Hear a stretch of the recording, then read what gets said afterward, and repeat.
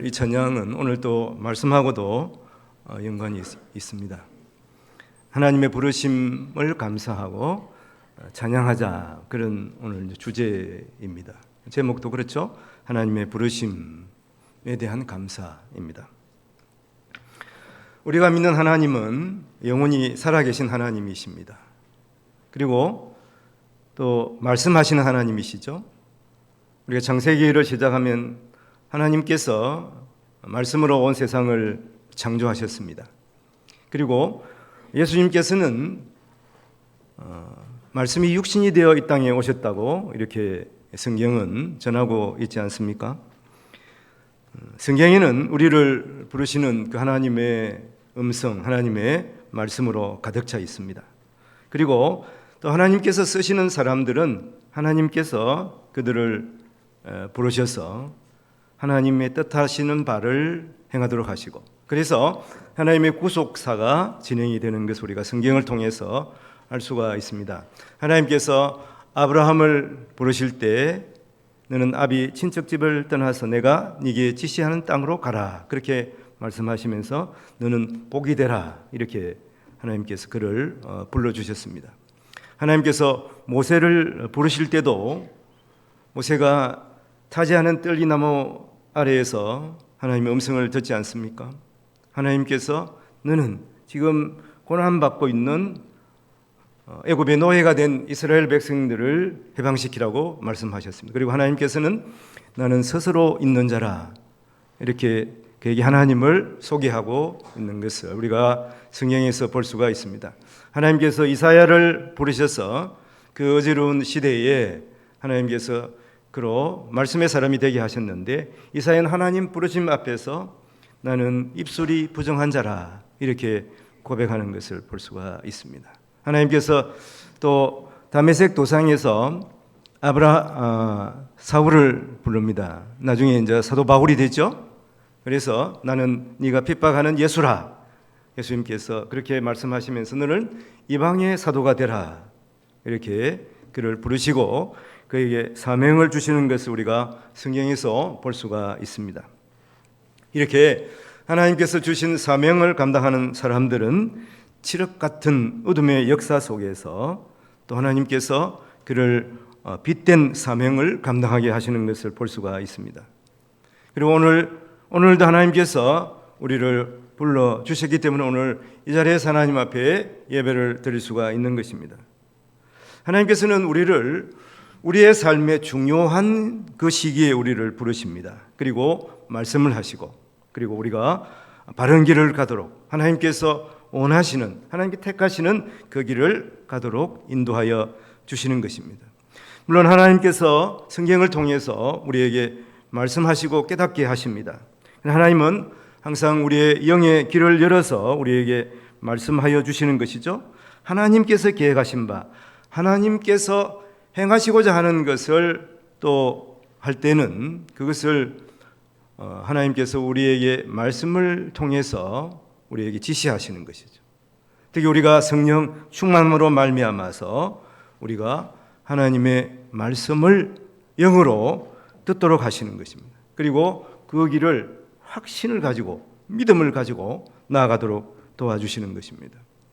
외람되지만 제가 직장 생활하고 있을 때 내가 신학교를 갈 것인가, 이 직장 생활을 계속해야 될 것인가, 이런 고민이 있었습니다. 그래서 하나님 앞에 기도하기로 작정을 하고 한겨울인데 산에 올라갔습니다.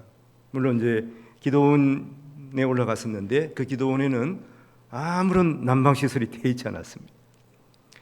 차라리 하여튼 바람만 막아주는 그런 곳이었어요. 그래도 하나님 앞에 이렇게 소원을 가지고 기도하러 왔으니 밖에 나가서 기도하자. 그래서 바위 아래에 조그만 그 위에 소나무가 있는데 그 소나무를 이제 붙잡고 기도하기 시작했습니다. 그런 얘기는 들었거든요. 소나무 뿌리를 뽑아야 된다, 기도하면서. 그래서 하여튼 밤새 기도하고 또 눈이 내리는 그런 가운데 있어요. 너무 추워서 이제 기도원에 안에 이제 이 널판지가 있는 기도원에 들어가서 하여튼 누웠어요. 아무것도 가져가지 않았거든. 근데 그때 희미하게 하나님의 음성이 들리는 겁니다. 하나님께서 말씀하시는 거예요. 성경 말씀으로 저에게 주시더라고. 너무 고민하고 있었기 때문에. 근데 거창한 그러한 말씀이 아니고 출애굽기 3장 21절 말씀이었어요. 거기 보면 내가 애굽 사람으로 이 백성이 은혜를 입히게 할지라 너희가 나갈 때에 빈손으로 가지 아니하리니. 제가 고민했던 것이 하나님, 내가 이제 하나님 부름을 받고 신학교 가면 빈털터리가 될 건데 우리 와이프랑 우리 자녀들은 어떻게 합니까? 이게 사실은 제 제목인 것 같아요. 기도 제목인 것 같아요. 이런 기도를 가지고 고민했던 것 같습니다. 사실은 하나님을 위해서 내가 어떻게 쓰임 받을 것인가, 거기에 대해서 고민한 게 아닌 것 같아요. 그래서 하나님께서 그래도 이 말씀을 확신을 가지고 저에게 주시는 음성으로 제가 받았습니다. 그래서 하나님께서 다 책임을 지시겠구나. 우리 가정, 우리 자녀들 하나님 책임지시겠다. 이런 확신을 가지고 저는 이제 신학교의 문을 두드린 것이죠. 물론 뭐 그냥 간 것이 아닙니다. 신학교 가기 위해서 이 성경을 1년여 동안에 10독 정도 했습니다. 10독. 하여튼 자고 일어나면 성경 보고, 그때 직장 다니고 있었는데 직장 갈 때도 보고 또 오면서 가면서 이렇게 성경을 봤습니다. 이 성경이 나중에는 진짜 페이지가 넘어가는 거예요. 그 페이지에 뭐가 있다. 그래서 신학교 갈 때도 가능하게 갈 수 있을까? 그때는 사실은 경쟁률이 하여튼 뭐 5대1이 넘었습니다. 그래도 하나님께서 그래도 합격하게 하셔서 신학교를 졸업하고 목사가 되게 하신 것입니다. 우리가 날마다 하나님의 음성을 듣는다고 해서 오늘 무엇을 먹을 것인가 하나님께서 일일이 우리에게 말씀해 주시는 것은 아닙니다. 그러나 신실하신 하나님이세요. 우리가 구하면 하나님께서 우리에게 필요한 것도 공급해 주시는 분이. 그러나 중요한 것은 우리의 인생에서 중요한 결정을 내릴 때에는 우리가 하나님 앞에 기도해야 됩니다. 심사숙고하면서 기도해야 되는. 그러면 분명히 하나님께서 우리의 길을 인도해 주시는 것입니다. 특히 우리 인생의 진로를 결정할 때, 특히 이제 청년들은 결혼을 앞에 두고 있을 때, 이럴 때 기도해야 되는 것입니다. 하나님께서 우리에게 말씀해 주십니다. 그래서 우리가 실수하지 않도록 하는 거예요.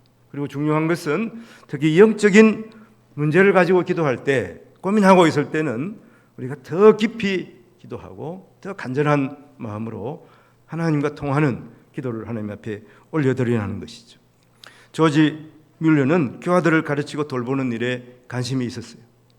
그것도 과연 이게 바른 일인가 이런 생각을 했을 것입니다. 그리고 그가 기도할 때 하나님의 음성을 듣는 것입니다. 시편 82편 3절 4절 말씀에 이런 말씀이 있어요.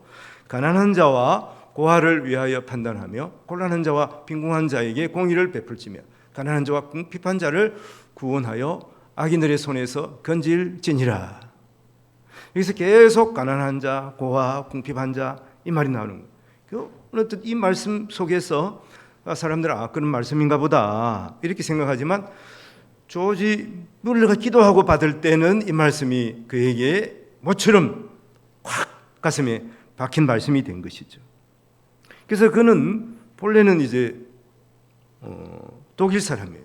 독일 사람인데 영국에 가서 이제 고아들을 위해서 헌신하는 것을 볼 수가 있습니다. 우리가 하나님의 기뻐하시는 일을 위해서 헌신하기를 위해서 기도할 때 하나님께서 이렇게 우리에게 확신을 주세요. 말씀을 통해서 하나님께서 우리를 부르셔서 확신을 주시고 또 그 기도에 구체적으로 응답하여 주시는 것입니다. 그래서 그 일을 행하도록 하시는 거예요.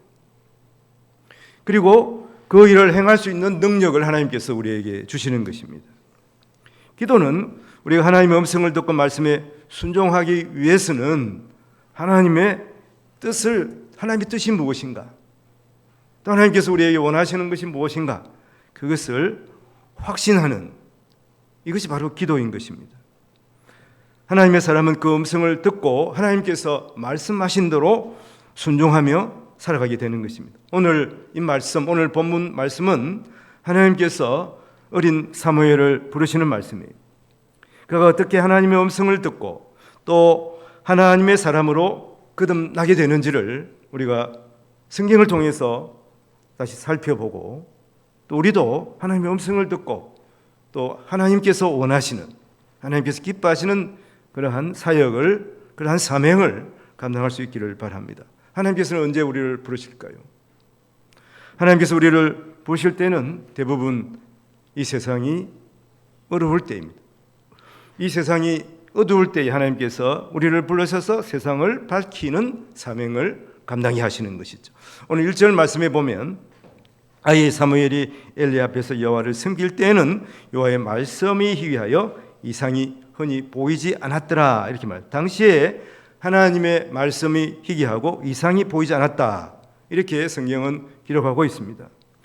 즉 이스라엘 백성들이 하나님의 백성임에도 불구하고 영적으로 타락해서 하나님께서 침묵하고 계셨다 이렇게 볼 수가 있습니다. 2절 말씀에서 그것을 대변하고 있는데 2절 말씀에 보면 엘리의 눈이 점점 어두워가서 잘 보지 못하는 그때에 그가 자기 처소에 누웠다 이렇게 말하고 있죠. 엘리의 눈이 점점 어두워갔다 하는 것은 하나님의 말씀에 더 집중하지 못했다 하는 것을 말하고 있는 이스라엘 백성들의 영적 상태를 보여주고 있는 것이죠. 그리고 자기 처소에 누웠다 하는 것은 무엇입니까? 물론 사람이 자기 처소에 가야 합니다만은 하나님의 전에 대한 사모함이 부족했다. 하나님에 대한 사모함이 점점 부족해가, 점점 희미해져가는 이러한 것을 말씀하고 있습니다. 당시에 이 엘리의 아들인 옴니와 브느하스는 어땠습니까? 하나님 앞에 드리는 제사보다 그 제사 음식에 더 관심이 많았어요. 그리고 하나님 앞에 봉사하는 것보다 하나님 앞에서 봉사하고 수종 들고 있는 여인들의 관심이 많았어요. 이런 잘못을 범하고 있을 때 하나님께서는 그들을 보고 한탄했지 않습니까? 그래서 하나님께서는 엘리의 아들 옴니와 비느하스를 죽이기로 하나님께서 뜻을 정하셨어요. 얼마나 무서운 일입니까? 그런데 그 아비 엘리는 그 아들이 얼마나 사랑스러운지 모르지만 그 아들에게 하나님의 뜻을 그대로 전하지 못했습니다. 그래서 심하게 나무라지를 못했다는 것이죠. 그래서 결국은 그 아들은 하나님이 뜻하신 대로 여기들은 전쟁터에서 목숨을 잃는 것을 우리가 성경에서 볼 수가 있지 않습니까? 성도인 우리도 마찬가지예요. 지금은 그러면 마지막 때를 살아가는 우리 성도들입니다. 지금 말세를 살아가고 있습니다. 영적으로 우리는 긴장감을 가지고 살아가야 하는 것이죠. 예수님께서 마지막 때에 대해서 어떻게 경고하십니까? 마가복음 13장 35절에 보면 그러므로 깨어있으라 집주인이 언제 올는지 저물 때일는지 또 밤중일는지 닭 울 때인지 새벽일 너희가 알지 못한다. 하나님의 나라가 이렇게 임할 것이다 하는 거예요. 오늘 장로님께서도 그렇게 기도하셨어요. 우리가 하나님께서 만약 우리를 부르실 때 우리는 뒤돌아볼 여력이 없어요. 부르시는 그 순간 하나님 앞에 가야 되는 것이. 그래서 우리는 평소에 깨어 있어야 되는 것입니다. 하나님의 말씀을 항상 묵상하면서 하나님께서 말씀하신 바를 즉각 행할 준비를 하고 있어야 한다는 것이죠. 영적 긴장감을 가지고 예수 그리스도를 사모하면서 소망 가운데 살아가야 하는 것입니다. 말세는 즉 주님께서 다시 오실 때가 가까웠다는 말씀이에요. 그리고 말세는 가장 위기의 때입니다. 말세이기 때문에 마귀 사탄이 상피자를 찾아서 헤매는 그러한 때예요.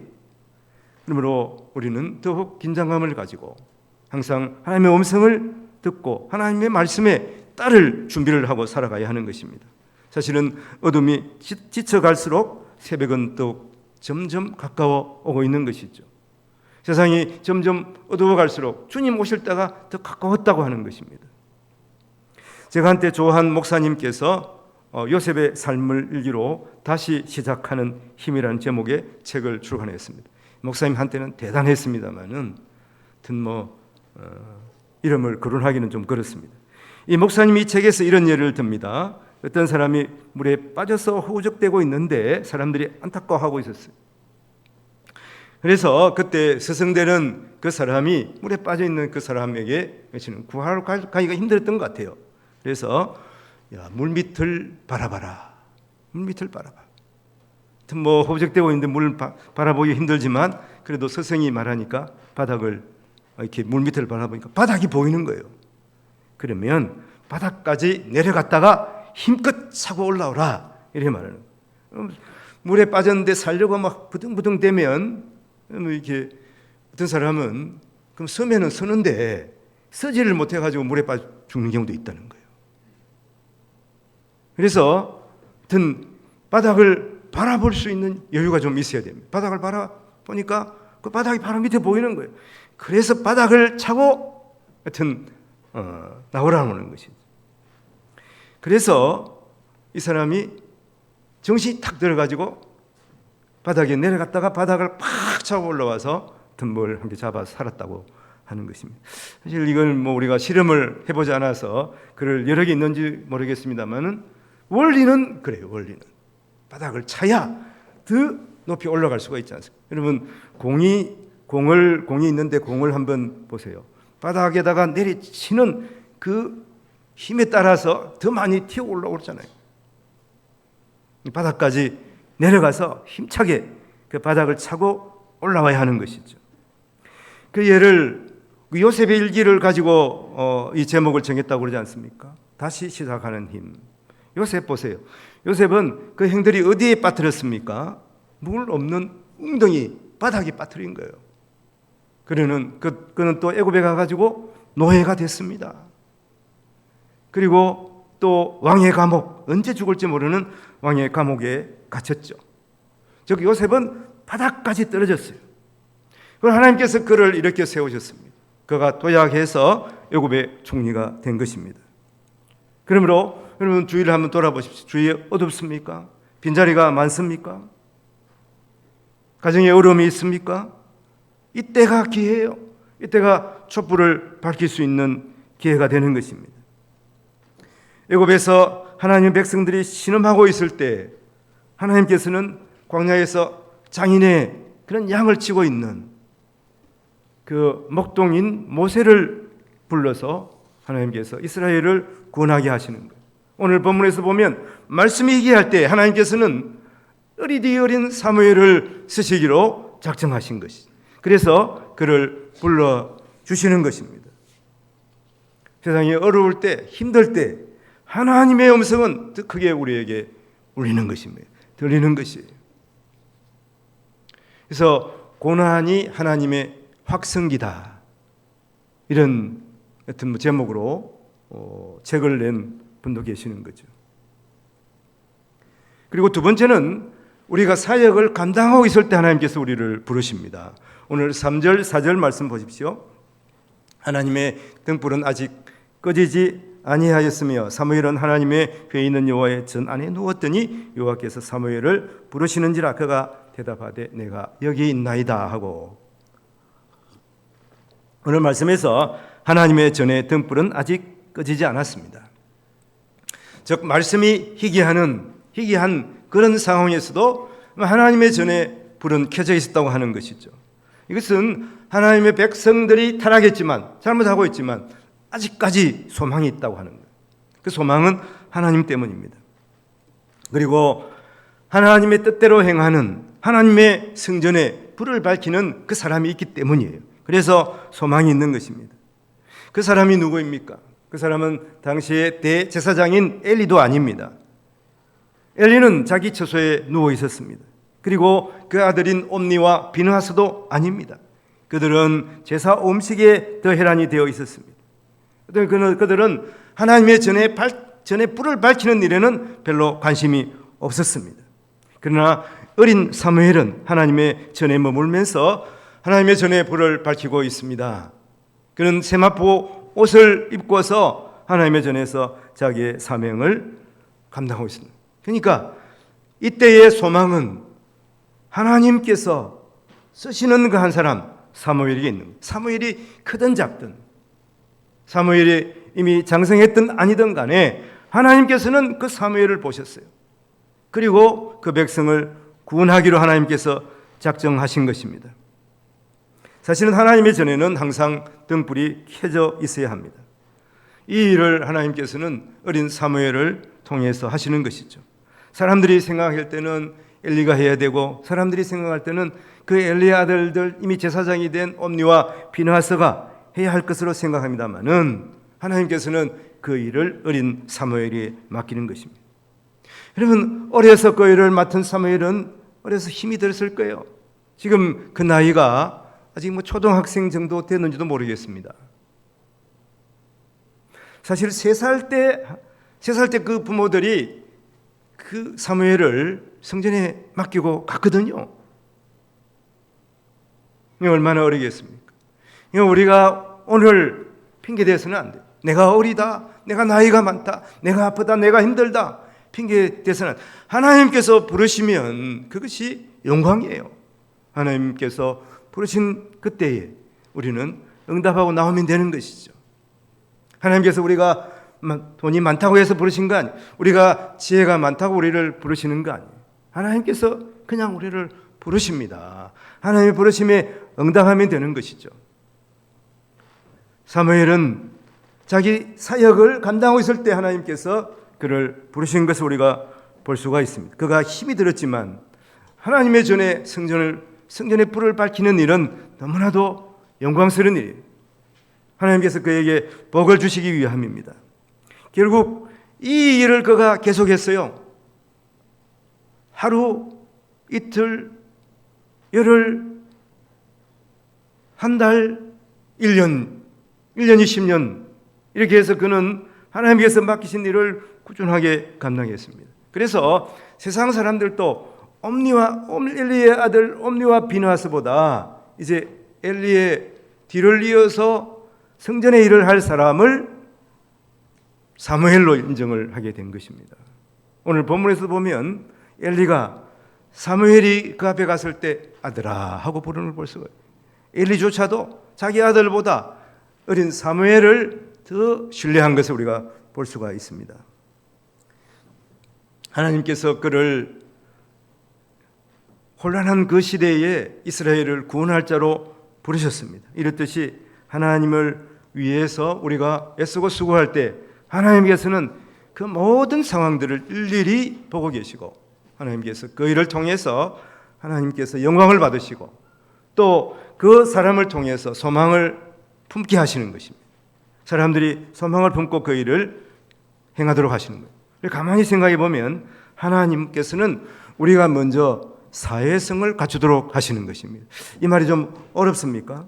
즉, 이 과정을 통해서 하나님께서 우리가 성장하게 하시는 것이죠. 하나님께서는 하시는 일들은 산신령이 나타나는 것처럼 뻥 하고 나와서 그 사역을 감당하게 하시는 것이 아니에요. 과정을 거치게 하신다는 말이에요. 시절이 어려울수록 또 성도들은 다른 사람들을 위해서 기도하게 하시고 그것이 더 성장하게 해서 다른 사람을 위해서 기도하는 것들을 하나님께서 응답하심으로 그 사람으로 그 교회의 또 지도자로 삼아 가시는 것입니다. 그리고 이렇게 기도하면서 우리가 봉사하기로 결정을 할 때 하나님께서는 우리에게 능력을 주시는 것을 우리가 분명히 알아야 하는 것입니다. 성경에 보면 그렇습니다. 다윗이 베들레헴의 목동이었어요. 하나님께서는 여기 이제 본문에 나오는 사무엘을 통해서 그에게 기름을 붓게 하시고 이스라엘 왕으로 그를 세우기로 작정하셨어요. 사무엘이 그 이새의 집에 갔을 때에 어떤 일이 있었습니까? 다윗보다 더 잘생기고 더 용감해 보이는 그의 형들이 있었어요. 하나님께서는 그들을 택하지 않으셨어요. 다윗은 자기 양떼를 위해서, 자기 아버지 양떼죠 사실은, 양떼를 위해서 들에서 목동이를 하고 있을 때 하나님께서 그를 기억하시고 그를 부르시고 사무엘을 통해서 그에게 기름을 부어주셨습니다. 그러나 다윗이 즉각적으로 왕이 된 것은 아니에요.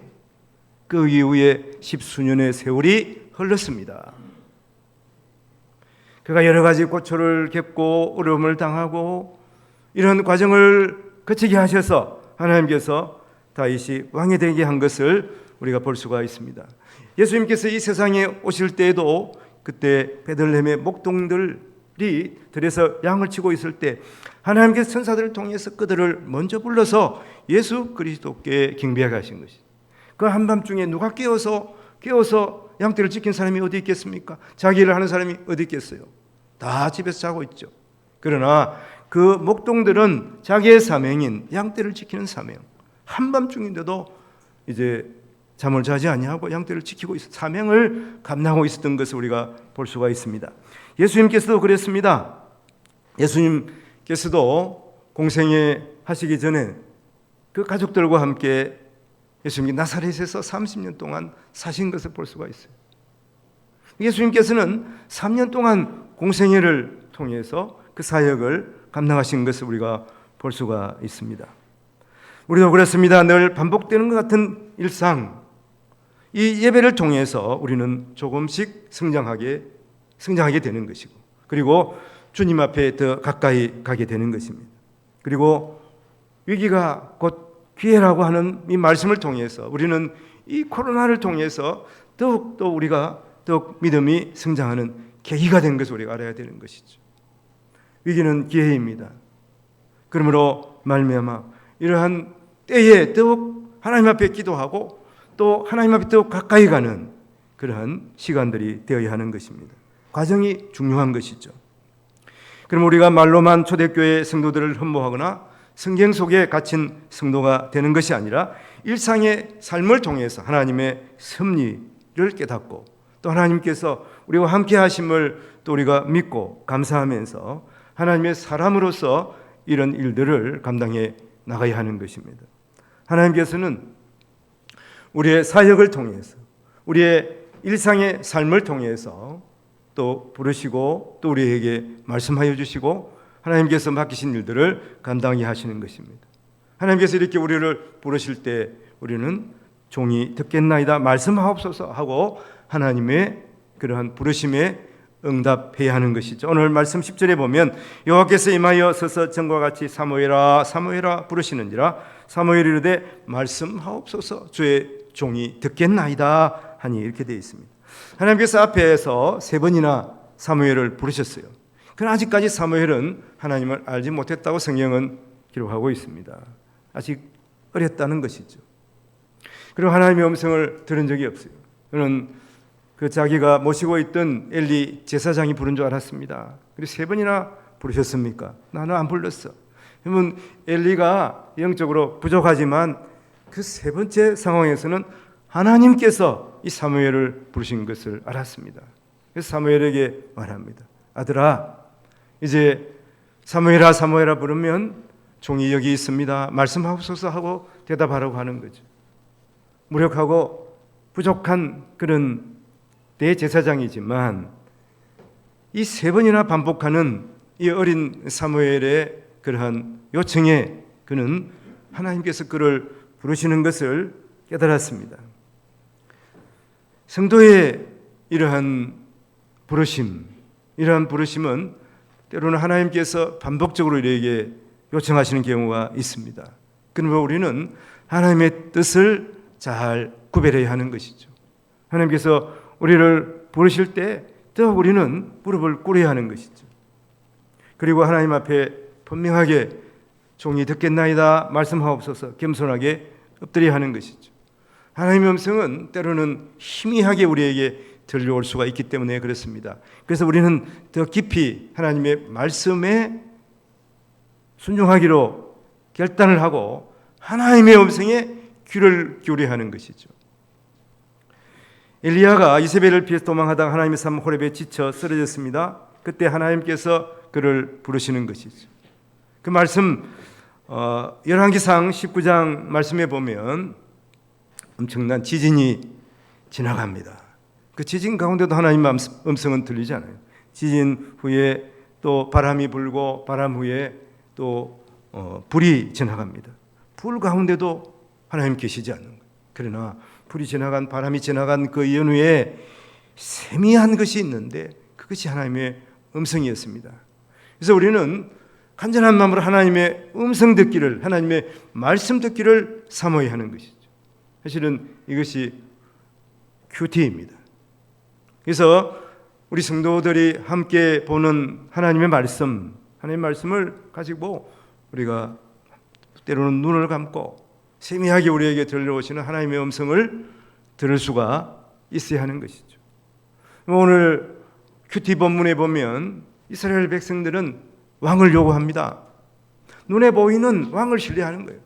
하나님이 위대하신 건 알겠어. 근데 하나님 보이지 않아. 눈에 보이지 않으니까 하나님을 믿지 못하겠다는 거예요. 신뢰할 수가 없다는 거예요. 왕을 달라는 거예요. 왕을. 우리가 살아가면서 너무 분주하잖아요. 그래서 하나님을 보지 못하는 경우가 많습니다. 세상에서 들려오는 소리가, 잡다한 소리가 너무 많아요. 하나님께서 우리에게 들려주시는 음성을 듣지 못하는 경우가 많다는 것이죠. 예수님께서 이것을 아셨어요. 그래서 예수님께서 요한계시록을 시작할 때 보면 2장 3장에 보면 그때 7 교회에 말씀하시잖아요.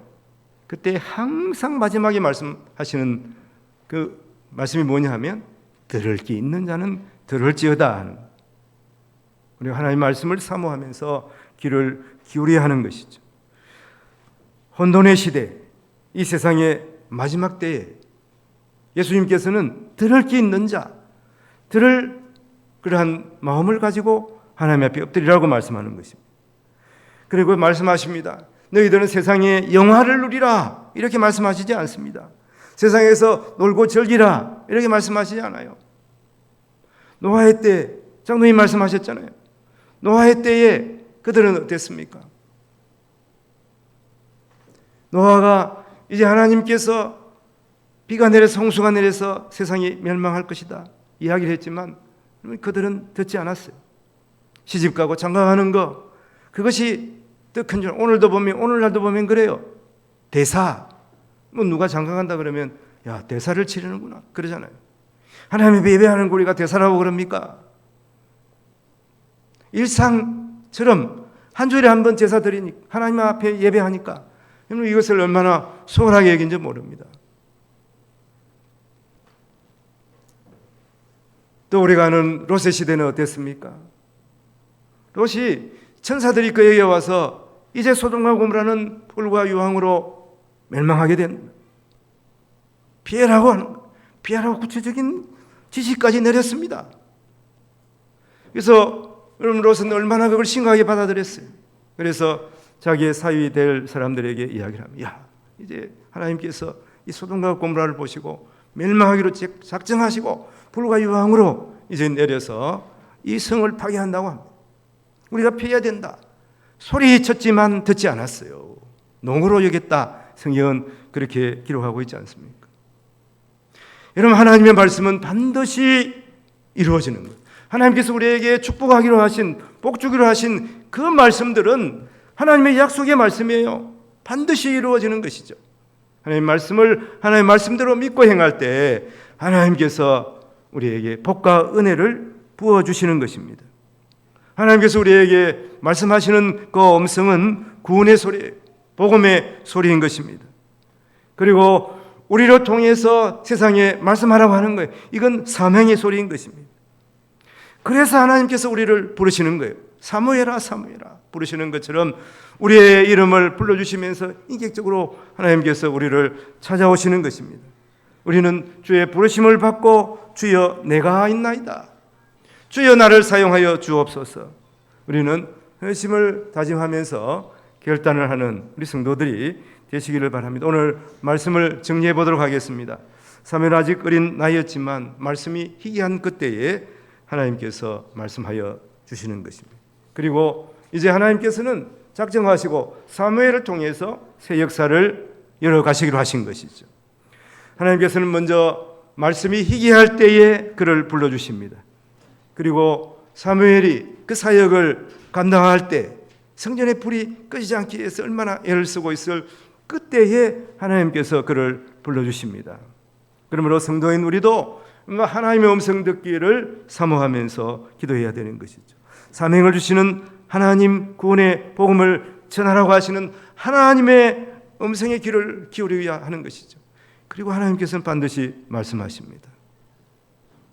그때에 주의 종이 듣겠나이다 말씀하옵소서. 겸손하게 하나님 앞에 무릎을 꿇을 때에 하나님께서 우리를 사용하여 주십니다. 이 시대에 우리를 사용하셔서 하나님의 뜻을 행하시는 것이죠. 하나님께 쓰임받는 우리 모든 성도들 되시기를 주님의 이름으로 축원을 드립니다. 기도하겠습니다. 하나님 아버지, 갈수록 세상은 어두워지고 있습니다. 많은 사람들이 하나님의 말씀에 기울이지 않습니다. 농담으로 여기지 않습니까? 하나님의 말씀은 이렇게 풍성한데도 불구하고 하나님의 말씀대로 살아가는 사람들은 너무나 소수입니다. 하나님께서 우리를 불러주신 줄로 믿습니다. 하나님의 말씀을 듣게 하시고 또 하나님의 말씀에 등불을 켜게 하셔서 세상에 나아가서 우리에게 주신 사명을 감당하는 복된 인생 우리 모든 동업교회 성도들 되어서 하나님 앞에 영광을 올려드리게 하옵소서. 감사하고 우리를 죄에서 구원하신 우리 구주 예수님 이름으로 기도하옵나이다. 아멘.